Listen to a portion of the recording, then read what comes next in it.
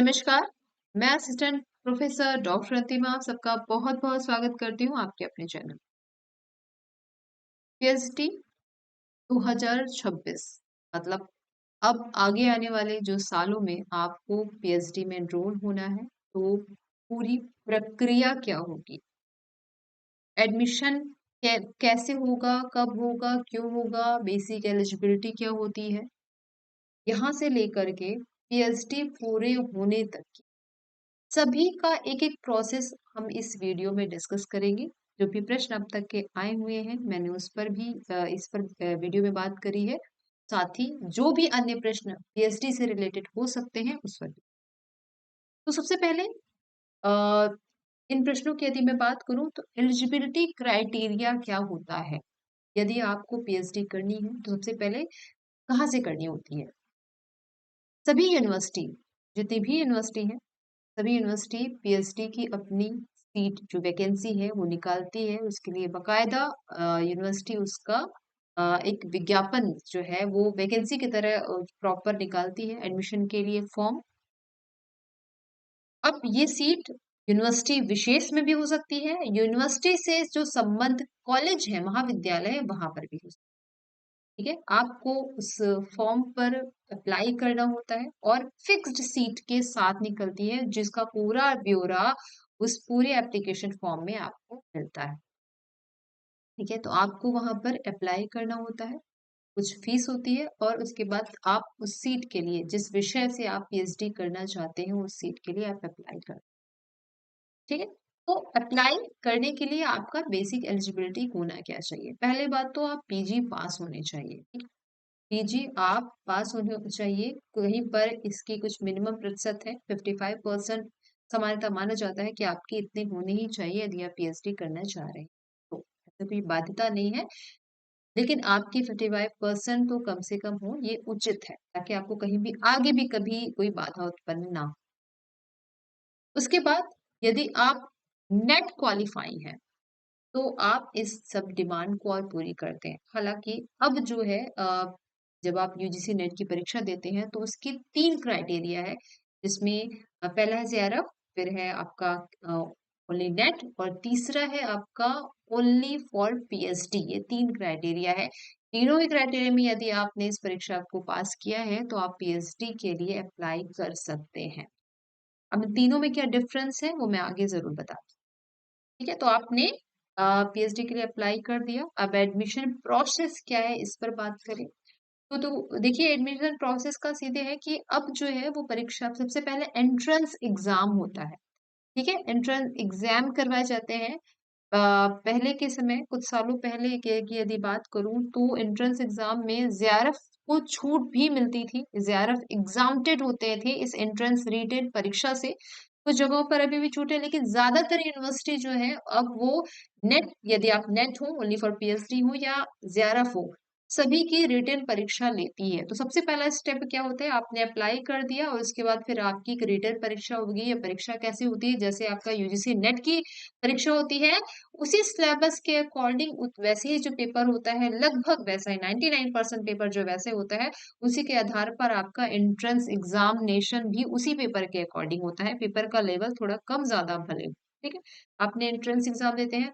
अब आती है आपकी एडमिशन प्रक्रिया की बारी की क्या होता है। आपने एंट्रेंस एग्जाम दे दिया, यदि एंट्रेंस एग्जाम में आपने अच्छे नंबर दिए हैं, एंट्रेंस एग्जाम आप पास करके आते हैं, तो फिर होता है आपका साक्षात्कार। साक्षात्कार में आप यदि नेट है, जेआरएफ है या ओनली फॉर पीएचडी है, तो कुछ डिवाइडेशन किया जाता है मार्क्स का। जैसे जो आप रिटेन एग्जाम पास करके आ रहे हैं उसके 60% मार्क्स ले लिए जाए, ये मैं एक उदाहरण दे रही हूँ। और उसके बाद जो 40% मार्क्स हैं उसमें कुछ आपकी वाइवा पे होता है, 20% मतलब आपका वाइवा पे होगा। 10% आपके एपीआई स्कोर पर हो सकता है और साथ में 10% आपका जो प्रेजेंटेशन है या जो आप सिनॉप्सिस लेकर के आए हैं उस पर होता है। ठीक है, अब एपीआई क्या है, मतलब यदि आप जेआरएफ हैं तो आपको 10 नंबर मिलता है, यदि आप नेट हैं तो 7 नंबर और ओनली फॉर पीएचडी है तो 5 या 3 नंबर मिलता है। ये आपको आपके एपीआई स्कोर के हिसाब से आपको नंबर मिलता है।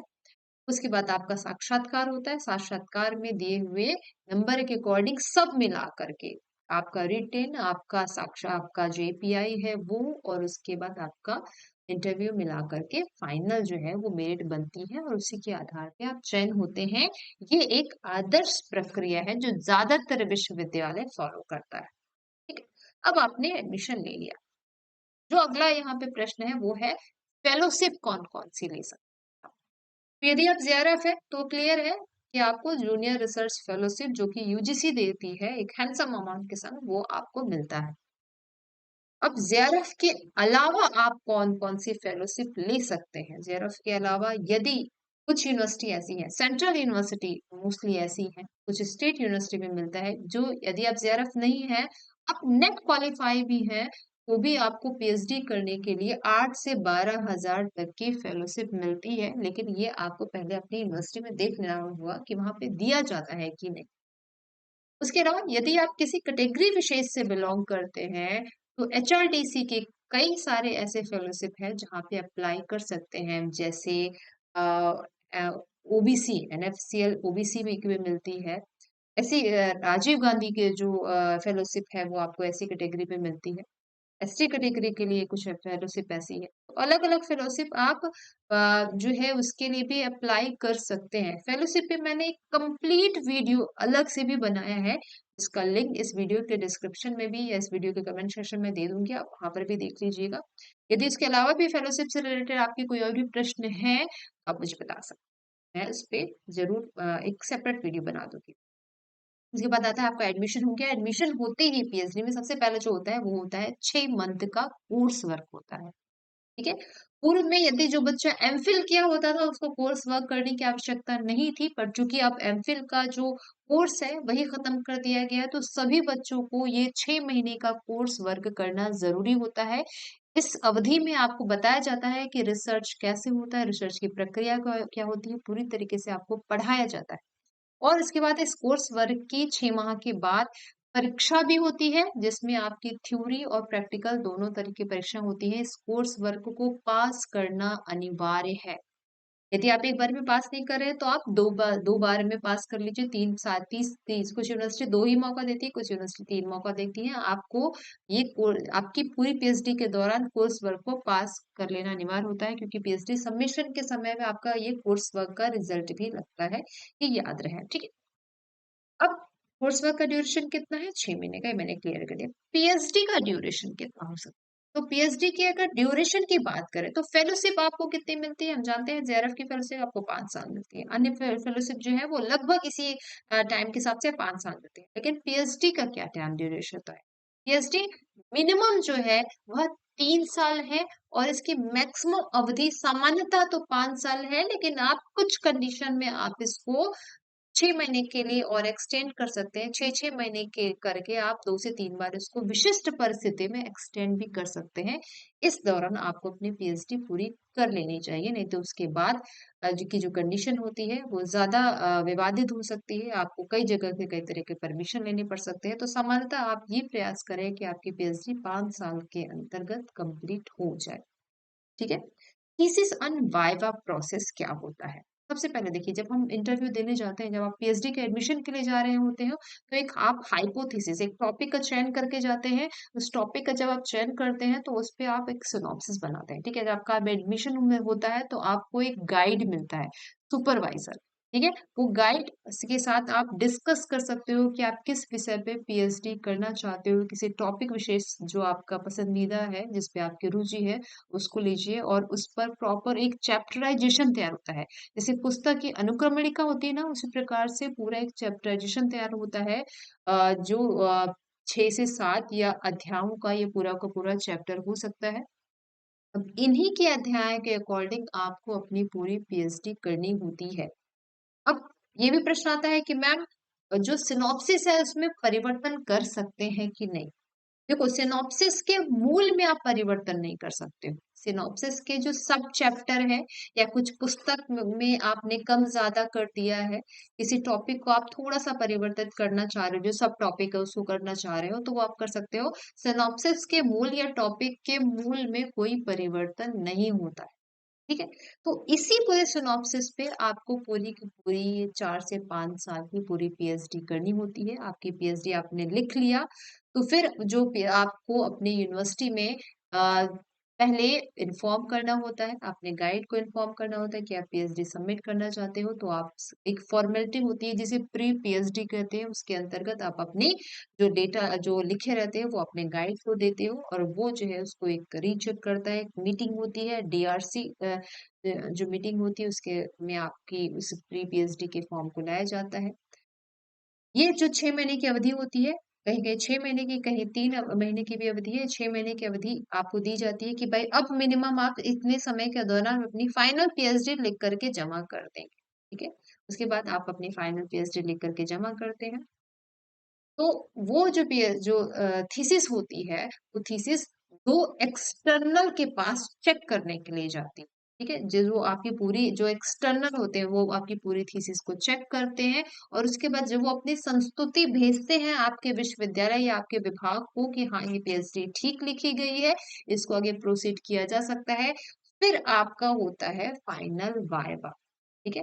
डीआरसी की मीटिंग जो होती है उसमें आपका जो फाइनल वाइवा डिसाइडेड होता है। फाइनल वाइवा में आपका एक एक्सटर्नल होता है, एक इंटरनल होता है, आपके विभाग अध्यक्ष होते हैं, यूजीसी का एक प्रतिनिधि होता है, आपके विश्वविद्यालय का एक प्रतिनिधि हो सकता है। इसके अलावा आपके चूँकि अब जो वाइवा होता है वो ओपन वाइवा होता है, तो आपके विभाग के जो प्रोफेसर हैं, आपके विभाग के शोध जो है छात्र हैं, वो भी उस वाइवा में सम्मिलित हो सकते हैं और आपसे प्रश्न कर सकते हैं, ठीक है? तो आप पीपीटी से अपना वाइवा कर रहे हैं या फिर लेक्चर से वाइवा कर रहे हैं, उसकी सुविधा आपकी यूनिवर्सिटी जिस प्रकार से दे रही है, आपको दी जाती है। वहाँ पे आपकी वो जो फाइनल वाइवा है, वो फाइनल वाइवा होता है। एक्सटर्नल भी ऐसे भी कुछ जो होते हैं, वो सवाल करते हैं, इंटरनल भी करते हैं और जो भी छात्र हैं, वो भी आपसे कुछ क्रॉस क्वेश्चन कर सकते हैं। यदि एक्सटर्नल जो परीक्षक है वो संतुष्ट है उससे तो वह वहीं पर आपके पीएचडी को सफलतापूर्वक हो जाने की मौखिक संस्तुति दे देता है, ठीक है? वहां पे और ये सारी चीजें ऑन रिकॉर्ड हो रही वहां से उसके बाद पीएचडी आपकी हो जाती है। जो वाइवा है वो सफलतापूर्वक संपन्न हो गया। उसके बाद उसकी डॉक्यूमेंटेशन होती है। डॉक्यूमेंटेशन में आपको विश्वविद्यालय की तरफ से एक नोटिफिकेशन दिया जाएगा और उसके बाद कुछ समय पश्चात आपको एक फाइनल डिग्री दी जाती है और आपको पीएचडी अब चाहे तो दीक्षांत समारोह में अपने पीएचडी की उपाधि भी ले सकते हैं या फिर ऐसे। तो ये हो गया कंप्लीटली बहुत शॉर्ट में मैंने पीएचडी का पूरा प्रोसेस बताया है। यदि इन सभी पॉइंट में ये जितने भी पॉइंट्स लिखे हैं इन सभी पॉइंट्स में या इनके अलावा भी पीएचडी के बारे में यदि आप कुछ जानना चाहते हैं कि सिनॉप्सिस कैसे बनता है, क्या ऐसे टॉपिक चयन कैसे करना चाहिए या शोध कार्य और कैसे हो, इन सभी विषयों पर कोई भी अन्य विषय पीएचडी से जुड़ा है तो आप हमसे पूछ सकते हैं। मेरा प्रयास होगा कि मैं आपके सभी प्रश्नों का उत्तर दूं। तो ये रहा पीएचडी पर अब तक जितने मेरे पास प्रश्न आए थे उस पर एक संक्षिप्त जो है वो संवाद। और यदि आपके और कोई भी प्रश्न है तो आप उसे ज़रूर पूछें, तैयारी करते रहिए। और जिन बच्चों ने नेट क्वालीफाई कर लिया है, जेआरएफ क्वालीफाई कर लिया है, बहुत सारे विश्वविद्यालय की पीएचडी की वैकेंसी आ चुके हैं, आप सब ज़रूर अप्लाई करें। सभी को ढेर सारी शुभकामनाएँ, शुक्रिया।